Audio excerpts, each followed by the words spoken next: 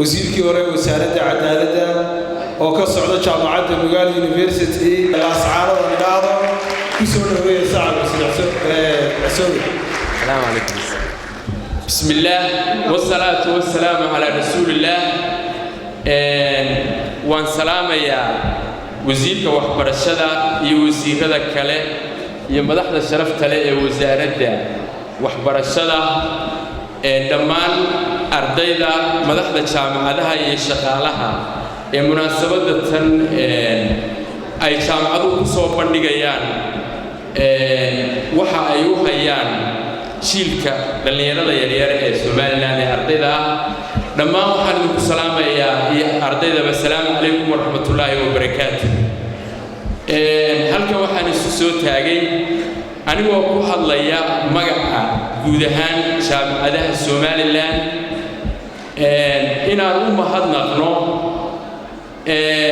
wasaaradda waxbarashada oo wasiirku ugu horeeyo iyo agaasinka guud ee tacliinta sare oo isna uu hogaaminayo Abiib inaan ugu mahadnaqno oo magaca jaamacadaha ugu mahadnaqno sida sharafta iyo milgaha leh ee jaamacadaha ay ula shaqeeyaan isla markaana ugu dadaalayaan inay koriyaan waxbarashada sare iyo ta hoose ee Soomaaliland aad iyo aad ayaan u mahadsantihiin wasiir iyo agaasimo guudba. waxaan kaloo iyagana u mahadnaqaynaa hay'adda SCF oo iyaduna jaamacadaha ka caawisay sidii ay isu soo bandhigi lahaayeen ama ay u soo bandhigi lahaayeen waxyaabaha ay ardayda baraan iyo waxyaabaha ay u hayaan Soomaaliland. marka kelmadaydu waa mahadnaquun aan u mahadnaqayno magaca jaamacadaha ugu mahadnaqayo wasaaradda iyo hay'adda nala soo abaamushay waana mahadsantihiin. wassalaamu calaykum waraxmatullaahi wabarakaatuh. waxaan aad iyo aad ugu faraxsanahay carwadan inoo ah muhiimka inoo ah ee jaamacadaha 25 jaamacadood ay ku soo bandhigayaan waxa ay ardayda u hayaan maadadaha ay bixinayaan ee kala duwan waa arrin aad iyo aad muhiim u ah in jaamacaduhu ay ku tartamaan tayadooda iyo duruusta ay bixinayaan. taasi waxay ka dhalan doontaa in ay ardaydu helaan uu ardaygu doorto jaamacadda u arko inuu guul ka gaadhayo. bandhigani uu ka duwan yahay bandhigyada kale waa bandhig cilmiyeed ama waa carwo lagu soo bandhigayo cilmiga waana arrin ta muhiimka u ah horumarka waddankeenna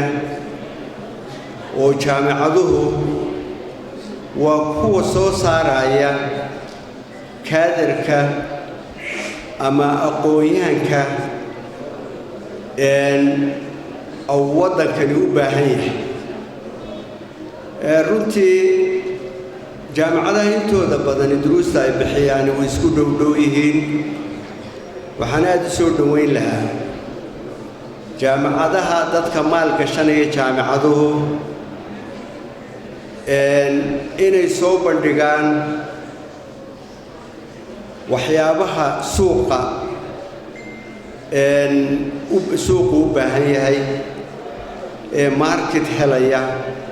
sida farsamada jaamacadaha farsamada gacanta kuwa caafimaadka kuwa xoolaha waxa weeye waxyaabaha farsamada ee kala gegedisan waxa weeye suuq bay leeyihiin waa waxyaabo loo baahan yahay. engineeringkii waa wax loo baahan yahay. marka aad iyo aad baan u soo dhaweynaynaa in jaamacadahaas waxyaabahaas oo kale la maalgashado si waddankeennana u hore u maro. cilmigu waa meesha keli hatee ummadi ka hor u mari karto haddii waddan au waxbarashadiisa au tayeeyo waxa weeye waddankaasi waqti yar bay ku qaadanaysaa inuu ummadaha hore u mari gaadho marka aan ahmiyad siino tayada sidii raggii ugu horreeyey bay uga hadleen tayo ayaa horumar dhalin karta laakiin tiro waa laga fiican yahay dad tiro badan oo aan tayadoodu fiicnayn looma baahno waxaan u baahannahay dad tayo leh qof kelihaata oo tayo fiican leh ayaa nolosha ummadda wax ka bedeli kara marka aanu tayada aynu ahmiyadda siino ardayda wax dooranaysa ama ardayda jaamacadaha ka baxday sekandariyada ka baxday jaamacadaha doonaysa waxa weeye wakaa lagu soo bandhigay jaamacadaheenni ilaa 25 jaamacadood ay mid kastiba duruusta ay bixinayso ay soo bandhigtay markaad wax dooranayso waxay iskaga dhicina waa inaad talo fara badan aad qaadataa oo dadkii kaa horreeyey iyo dadka cilmiga leh aad la tashataa indhahaagana aad ku aragtaa ta ku anfacaysa markaad ku wareegto jaamacad kasta aad qaadato waxyaabahan ay soo bandhigayaan aad iyo aad baan ugu mahadnaqaynaa inaad nagala soo qayb gashaan xafladdan oo ah markii labaad markii labaad ee carwadan lagu soo bandhigay waxaanan rajaynayaa in marba marka ka dambaysa waxa la soo bandhigayaa au ka qiimo badnaan doono oo ay jaamacaduhu mar kastiba ay tayadooda wanaajin doonaan waxaa kaloo jaamacadaha ka codsanayaa si aanu iskaga ilaalinno cid si qalada jaamacadaha u gasha waxaan niga codsanaynaa in arday aanan shahaadadiisii haysan inaanad aqbalin waxa weeye waxay naga xumaynayaan ama waxay xumaynayaan sumcadda jaamacaddaada marka in la iska ilaaliyo ardayda shahaadadoogii waa diyaar waxa weeye si taasina waxay keenaysaa inaynu ka wada shaqayno tayada iyadoo kollayto ay xafiiska imtixaanaadka iyo jaamacadu si aad u dhow ay u wada shaqayn doonaan si aynu iskaga ilaalinno wixii ku dhex dhuumanaya ama ardayda ay shahaadada haysan inay isku dayaan inay jaamacadaha taana jaamacada aad iyo aad ayaan horena waynoogala shaqaynayeen iminkana insha allah si xooggan baan uga wada shaqayn doonaa oo aad iyo aad iskugu dhow aad iyo aad baan ugu mahadnaqayaa jaamacadaha ka soo qayb galay aad baan ugu mahadnaqayaa aad iyo aad waa aadna waan ula shaqayn doonaa hay-ad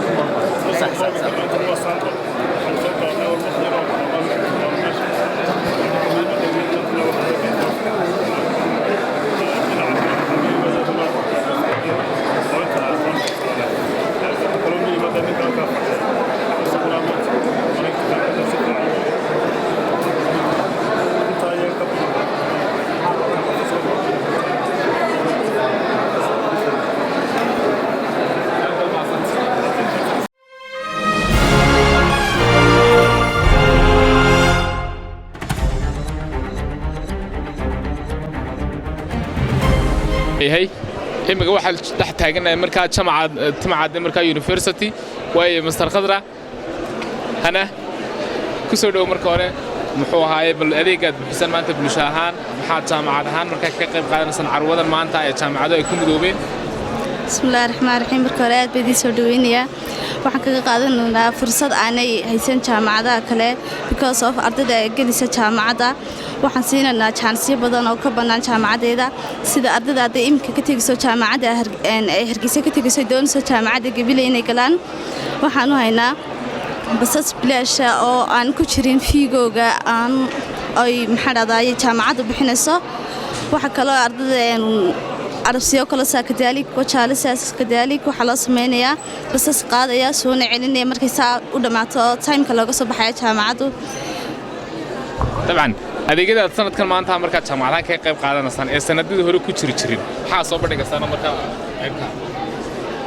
تأديجي حويان إن ضدك كيف يدستان أو ضدك جامعة حسينين تجان جامعة قبلي عن حسين إن أود أيكون تجان جامعة قبلي أنا أصير إنه فرصة قالية أنا حسين جامعة كله. هذا ما صنطعي إيه أنا مسؤولين تمركز متكم إذا مركز مسؤولين تتم عادة بس الخالد كسر دو مركز أديك مركز محقق قيب كأصلا كان ما أنتها أما فك الله عصب أو مركز جامعة كسر كريستين تم عادة. marka hore waxaan halkan hambaliyo uga darayaa ardayda secondaryada ka soo baxday iyo kuwii hore iyo kuwa ku jiraba jaamacadda Timacadde carwadan waxaan uga faa'iideynaa ardayda inay ka faa'iideystaan kuliyadaha kala duwan ee ugu horeysa kuliyadda beeraha kuliyadda public health oo cusub kuliyadda medical laboratory kuliyadda nursingka waxa kala soo raaca economic management accounting iyo ICT iyo education waxaanu ardayda mar labaad ku boorinaynaa inay jaaniska reer Hargeysa waliba gaar ahaan inay ka faa'iideystaan basaska aan u diyaarinay inay ku tagaan Gabiley wax kaga soo bartaan guryahooda iyagoo Hargeysa degan laguna soo celiyo gelin hore iyo gelin dambaba sidoo kale ardayda Arabsiyana inay Arabsiga kaga faa'iideystaan iyo kuwa wajaalaba qol walba basas bilaash aan u diyaarinay haddana jaamacad Timacadde nahay maadaama uu nahay jaamacad public ah oo rabno in dadweynaha lagu celiyo profitka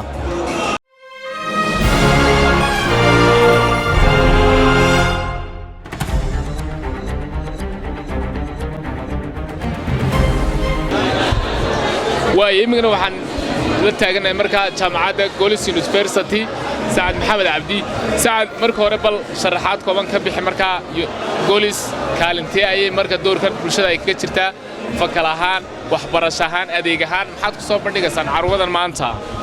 aad iyo aad baad mahadsan tahay run ahaantii jaamacadda golis waa jaamacad taariikh badan leh waxay hadda u diyaargaroobaysaa ama u dabaaldegaysay waxay u dabaaldegaysay sanad guuradeedii 10aad oo run ahaantii muddo 10 sano ay jirtay kulliyaddu toddobaad ayay jaamacaddu soo samaynaysay mar ka dambeysa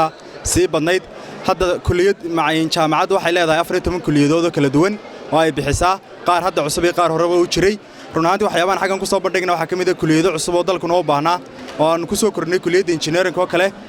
kulliyadda la yiraahdo industrial engineering ama warshadaha oo run ahaantii dalku baahi badan u qabay kulliyadda iyaduna kulliyadda engineering ka mid ah mechanical engineering run ahaantii waxa xaggan diyaar u ah oo gacanta ku haya waa istiraatiiji balaanka jaamacaddu leedahay 2022 oo run ahaantii ay tahay inay noqoto jaamacadda liirgaranaysa jaamacadaha dalka waxaanu dhisanaa quality-ga tayada run ahaantii jaamacaddu waxay leedahay laabab aad u badan oo laabka telecom-ka oo kale waa laababka ugu ballaaran giyigeenna Soomaaliyeed ama geeska Afrika oo kale civil engineering laabka waanu haynaa medicine-ka oo kale waanu haynaa run ahaantii jaamacaddu laabkeega iyo technical aad bay u dhisan tahay marka hadafkayga waxa weeye inaanu liirgarayno 10 sano soo socda way saacad adeeg badan baa halka ka muuqda sharaxaad kooban ka bixin oo iyaguna ka mid ah fakalada marka jaamacaddu adeegyada xaggan idin muuqda waxa ka mid ah waa kulliyadda medicine-ka oo run ahaantii qaybaheegii kala duwanaa kulliyadda medicine-ku waxay ka kooban tahay 6 kulliyadood waxa ka mid ah kulliyadda general medicine oo ah dhakhtarnimadii muddo 6 sano la baranayaa qofka waxa la barayaa surgery ama qalliinkii run ahaantii marka qofka 6 sano dhameystay isagoo doctor buuxa ayuu ka soo baxayaa 5 sano waxbarashada soconaysa 1 sanana waxa weeyaan maxay tolay inuu qofkii practical soo sameeyo dhakhtarka weyn ama dhakhtarada kale uu tagi doona si uu cilmiga u barto soo practice gareeyo waxa noogu muuqda waa qalabada aan ku soo bandhignay laabka medicine-ka run ahaantii way golis waxa ka mid tahay jaamacadaha ugu caan marka loo eego waliba caasimadda intaan loo dinin gobollada kale loo gudbin sanadkan maanta dad badan baa idiga qalin jabiyey dad badan baa marka idigu soo hirinaya idigu soo biiraan dadka maxaad ugu baaqaysaa bulshada ardayda marka idin badan xiriirsan bushaaradan ardayda hoona waxa weeye muddada 3 cishay ay socoto maxay tolay carwadu admission-ka ama lacagta diiwaangelinta registration-ka Discom baan u sameynay ardayda taa waan ugu bushaarinaa dhammaan ardayda hadda soo galaysa oo ah maxay tolay marka hore $25 bay ahayd hadda inta muddada 3 cishaa waxaanu qaadi doonaa insha Allah $15 aan u soo dhaweynaa ardayda cusub run ahaantii wixii information ay u baahan yihiin iyo waxyaabahan ugu bushaarino waxa ka mid ah in jaamacaddu aad u ballaaratay buldhino cusub loo sameeyay oo u qalantay inay jaamacad noqoto marka run ahaantii laababkii oo diyaara training iyo workshop oo diyaara run ahaantii jaamacaddu toddobar badan baan diyaar u lanahay ardayda cusub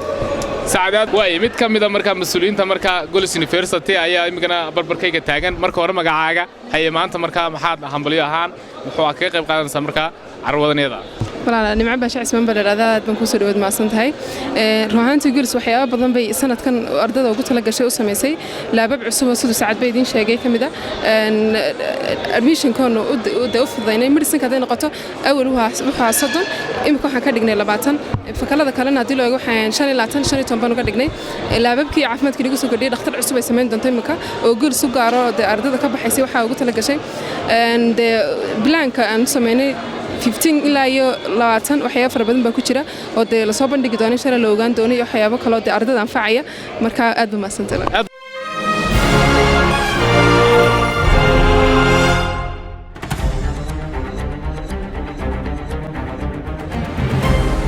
bal sharaxaad kooban waxaad ka bixisaa marka adeegan aad jaamacad ahaan soo bandhigteen iyo muhiimadda uu leeyahay iyo malabkan marka muhiimadiisu leeyahay dabcan maadaama in badan marka lagu xusay doctorate tahay magacaygu saan hore u sheegay waxa weeyaan Dr. Ahmed Said Ismaaciil waxaan ahay doctor xanaanada xoolaha anu waxaan ka baxay jaamacadda Burco waxaan ka hawlgalaa isla jaamacadda Burco carwadan haddaan u soo noqdo waa markii labaad ee aanu ka soo qayb galay ama aanu tartankan oo kale aanu ka soo qayb galay had iyo jeer waxaan aaminsanahay waxyaabaha aanu kaga qayb galno tartankan inuu ka duwan yahay waxyaabaha jaamacadaha kale ay la yimaadaan waxaan anu had iyo jeer isku daynaa inaanu production ama wax soo saar waxaanu samaynay oo dalkeena laga soo saaray aanu markaa soo bandhigno sanadkii hore sidaad ogeyd waxaan soo bandhignay gaas dabiici ah oo aanu ka samaynay digada xoolaha oo loo yaqaano biogas ama afka qalaad oo macnaheedu yahay gaas ka soo jeeda noole gaastaasoo laga heli karo digada xoolaha oo qashin ahaan inagu ah cuntada waste kitchen ama kitchada kijooyinka qashin ka soo baxa laga heli karo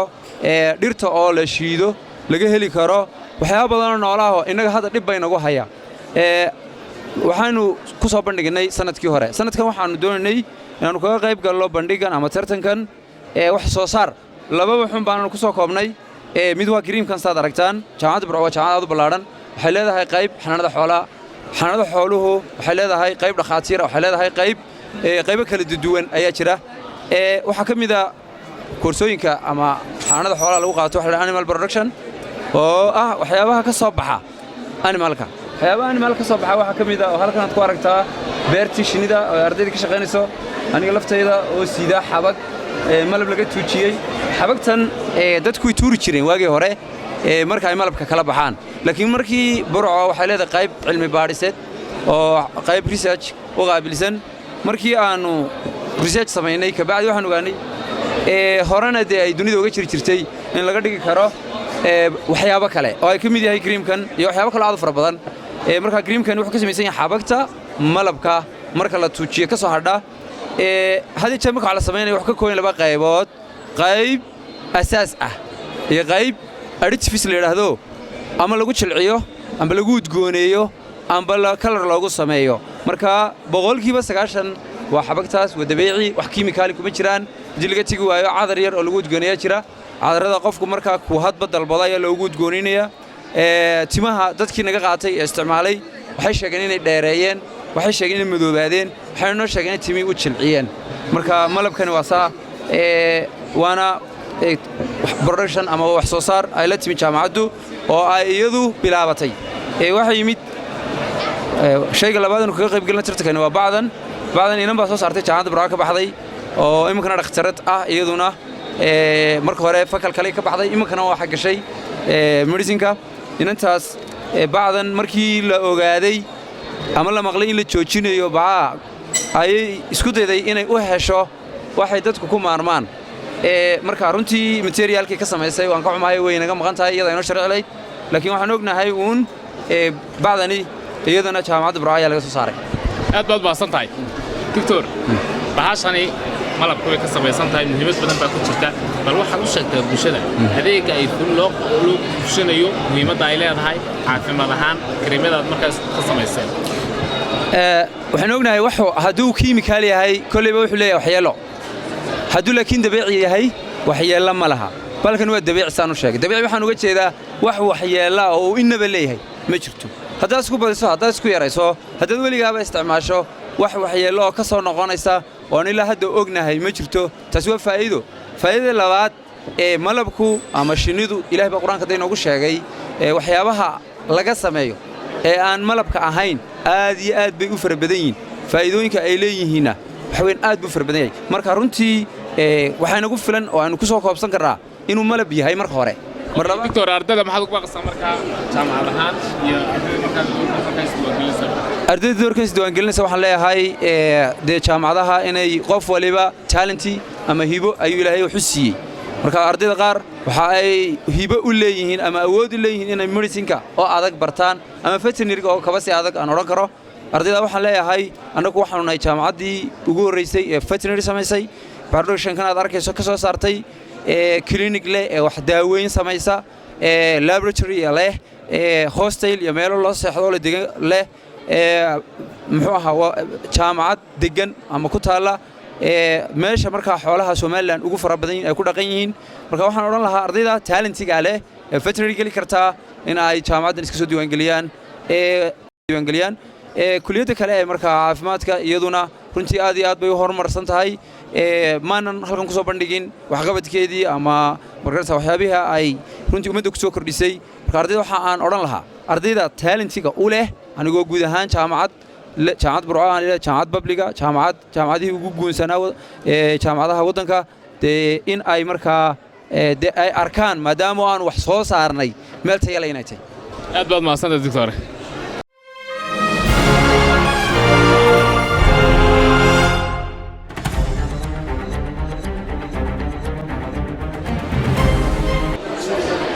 adeeg ahaan jaamacad ahaan Hargeysa International University طبعا muhiimadda aad bixinaysaan marka adeeggan filaysaan carwadan ka qayb qaadanaysaan. bismillaahi raxmaani raxiim jaamacadda Hargeysa International University waa jaamacad caalami ah oo ku soo kordhay jaamacadihii hore waddanka uga jiray waxaana la aasaasay jaamacaddan muddo dhaweyd waxaana ka mid noqon doontaa jaamacadaha hormoodka ama jaamacadaha horboodi doona insha Allah mustaqbalka rajayna jaamacadaha waddanka furmi doona jaamacadda Hargeysa International University waxay bilaabaysaa ama ay qaadanaysaa diiwaangelinta ardayda cusub ee sanad waxbarasheedka 2015-2016 waxaanay socon doonaa qorshaha bisha wuxuu bilaabmi doonaa registrationka jaamacadda Hargeysa International University bishan September 5 ayuu bilaabmay waxaanu socon doonaa ilaa bisha September 3 hadda waxaan ugu bishaaraynaynaa ardayda sanadka ka soo baxday jaamacadda secondaryada waddanka gaar ahaan ardayda top 10 ah inay aanu samayn doono scholarship iyo ardayda minority groupka inaan u sameeyay iyagana scholarship Hargeysa International University kuliyadaha ay bixin doonto ama programmada aan sanadkan bixin doono waxa kamid ah programmada ay kamid ka yihiin development studies bachelor of development studies waxa kale oo bixin doona bachelor of public health waxa kale oo bixin doona bachelor of business administration accounting and management waxa kale oo bixin doona bachelor ATC information technology information communication technology waxa kale oo bixin doona bachelor management information system waxa kale oo bixin doona bachelor of engineering kuliyadaha aan idin sheegay aan idin tahay waxay noqon doonaan 3 sano ay noqon doonaan marka laga reebo kuliyadda engineeringka oo iyadu noqon doonta 4 sanadood academic yearkaygu halka kuwa kale uu ku noqon doono min 3 sano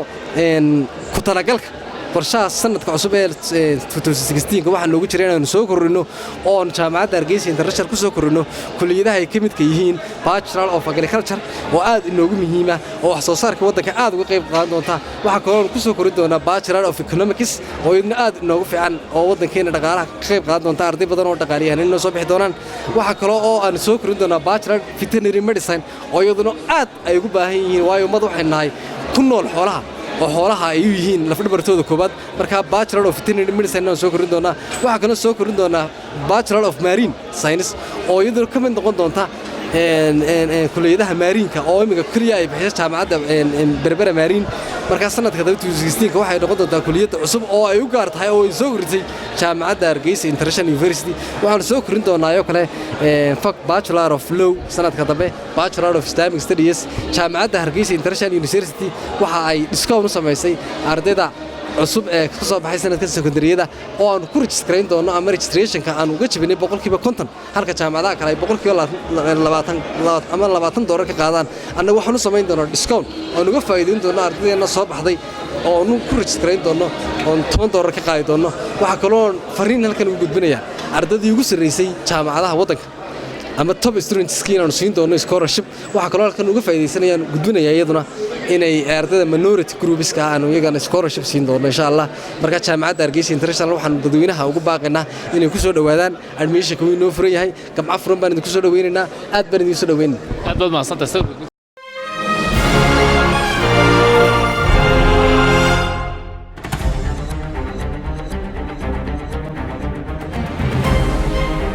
waaye imikana waxaan ku sugannahay markaa mas-uuliyiinta markaa abaarta Touch University Mr. Cabdilaahi in la jooga bal markaa adeegyada aad markaa doorkan markaa arday ahaan iyo ka dal ahaan aad markaa ku soo kordhiseen ee waxbarashada waqtigan carwada ka qayb qaadanaysaan sharxaadka bismillaahir rahmaanir rahiim aad iyo aad buu mahadsan yahay telefishinka Somsat waraysigan iyo goobtan nagu soo booqday carwada tacliinta sare ee Jamhuuriyadda Soomaaliland ee ka qabsoomaysa magaalada Hargeysa runtii jaamacadda Abaarsa Tech maanta waxay ka mid tahay jaamacadaha ka qayb galay carwadan haddaanu nahay jaamacadda waxaanu adeegyadan soo bandhigayno bulshada waxa hadday noqoto dhinacyada digriga hadday noqoto masterti hadday noqoto dhinacyada diplomka intaba waanu soo bandhignay waxa jirta iyadana fursadan ay kaga faa'iideysan karaan dhalinyarta gaar ahaan kuwa ka soo baxay dugsiyada sare ee waqtigan xaadirka diyaarka waa inay ka qayb galaan jaamacadaha ku biiraan inay lacag la'aan isku register gareyn karaan intan ay socoto carwadu runtii jaamacadda Abaarsa Techna waxa iyadoo ay tahay anna bulshadu siday u aragto waa jaamacadaha ugu tayada badan markay dalka noqoto iyadoo tayadiba ay maanta noqotay wax ay naadira helideeda okay maxaa fakalo cusub oo bulshada doorkan markaa ardayda u soo bandhigaysaan ardayda cusub ee sanadka soo baxday waxaa jira fakallada hore aan u bixin jirnay waxa ku soo biiray fakallo horle oo dhinaca ugu horeyso runtii looga aanan hore u bixin jirin waxa kale oo ku soo biiray journalismka oo noo aragnay inay tahay baahi badan loo qabo oo runtii aanay jirin dalka ilaa hadda arday ka qalin jabisay oo dalka gudihiisa saxaafadda ku qaadatay ay tiro yar tahay marka waxaanu dalbanay maadaama jaamacaddu ay tahay jaamacad ku dadaalaysa dhinaca tayada inaanu tayano dhinacii saxaafadda qudheeda oonu istireensiinay taana aanu ka wada shaqaynayno hay'adda IBRT oo runtii aanu wada wadno iyadoona dhinaca saxaafadda ka shaqaysa dhowaanna aanu hirgelin doonno insha Allah bismillaah kariim way abarsasad waxay ka mid tahay marka jaamacadaha sida weyn marka bulshada ugu soo biiray sida weyn loogu xidhayahay maxaad ugu baaqaysaa ardayda ama dhigata ama ku soo biiraysa ama jecel baynay isdiiwaangelisa ama jecel baynay marka wax ka ogaato marka adeegyada runtii waxaan ugu baaqaynaa aanu leenahay horta ardaydu maadaama iyo waalidiintuba runtii waxay u ooman yihiin tayo waxbarasho jaamacadda Abaarsatek waa jaamacaddii tayada aqoonta waxaanu soo dhaweynaynaa cid kasta oo waxbarashadeeda rabta inay ka midho dhaliso inay barato aqoon sal iyo raad ku lahaata mustaqbalkooda isla markaana ay wax ku tari karaan dalkooda dadkooda iyo diintooda insha Allah bismillaah kariim halkaas oo annaguna ugu diyaarnahay soo dhawaada baan leenahay nagu soo biira